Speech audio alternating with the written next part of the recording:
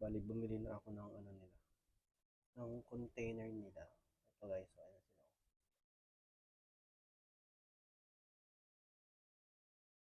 Oh. So, 1, 2, 3. Bali, kinuha ko sila nung ano, nung Thursday. Kinuha ko sila nung Thursday. Yung malalaki yung mga kinuha ko para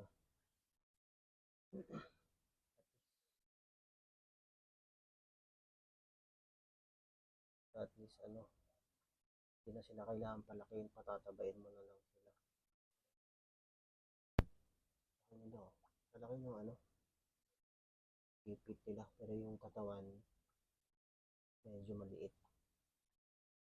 Ito yung mga red swamp crayfish.